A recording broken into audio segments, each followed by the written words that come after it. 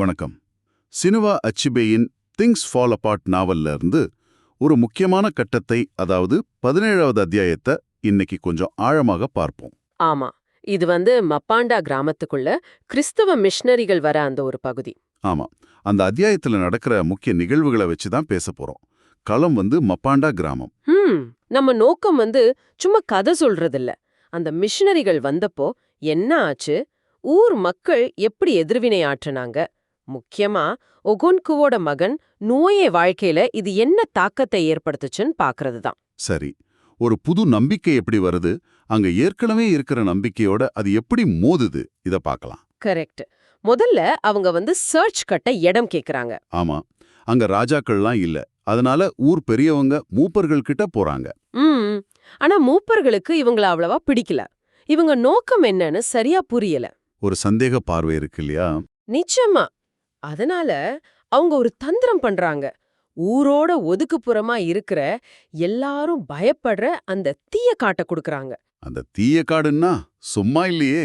அங்க ரொம்ப கொடிய நோயால செத்தவங்க, அப்புறம் மந்திரவாதிகளோட பொருட்கள்லாம் புதைச்சிடணும்னு சொல்றாங்க. ஆமா, அங்க போனா யாரும் உயிரோட திரும்ப மாட்டாங்கன்னு ஒரு நம்பிக்கை. மிஷனரிங்க அங்க செத்துருவாங்கன்னு அவங்க நினைக்கிறாங்க. இது ஒரு சோதனை மாதிரி. இது ஒரு விதத்துல அவங்கள விரட்டுற முயற்சி தானே? கண்டிப்பா. ஆனா பாருங்க, மிஷனரிங்க பயப்படல. அவங்க பாட்டுக்கு பாட ஆரம்பிச்சு வேலைய செய்ய ஆரம்பிச்சிட்டாங்க.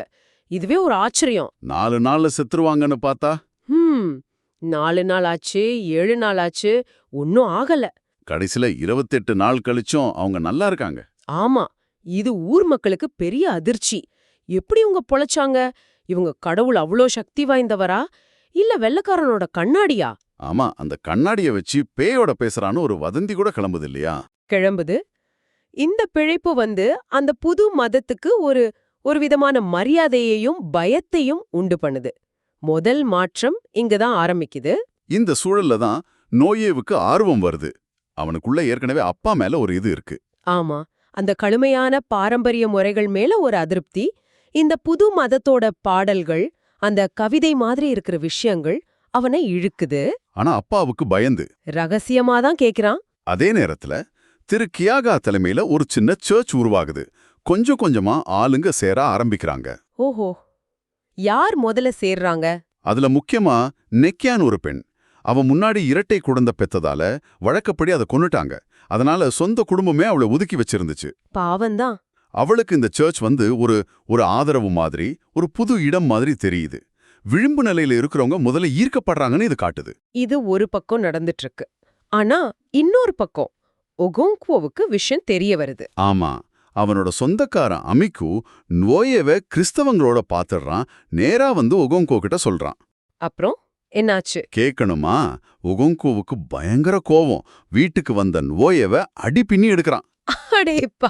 இது வெறும் மகன் மேல உள்ள கோபம் இல்ல. அவனோட பாரம்பரியம், அவனோட அடையாளம் எல்லாமே கேள்விக்குள்ளாக்கப்படுற மாதிரி உணர்றான். அவனோட உலகமே உடையற மாதிரி. ஆமா, தன் மகன் எதிரி ஆயிட்டானோன்னே நினைக்கிறான். நல்ல வேலை, அவனோட மாமா உச்செண்டும் குறுக்க வராரு. ஆமா, அவரு தடுத்து நோயவை காப்பாத்துறாரு. ஆனா அந்த அடி அதன் ஓய மனசுல ஒரு முடிவு எடுக்க வைக்குது. என்ன முடிவு? அவன் வீட்டை விட்டு போயிடுறான். உமோஃபியாவுல இருக்கிற மிஷனரி ஸ்கூலுக்கு படிக்க போறேன்னு கிளம்பிடுறான். திரு கியாகாவுக்கு ஒரே சந்தோஷம். ஆனா ஒகோங்க்வோ, அவனுக்கு இது தாங்க முடியாத அவமானம், கோபம், வேதனை எல்லாம் ஒன்னா வருது. தன் மகன் முன்னோர்களோட தெய்வங்களையே விட்டுட்டாங்கிறது பெரிய இழிவு. தன்னோட பரம்பரைய அழிஞ்சிடுமோன்னு பயப்படுறான் இல்லையா?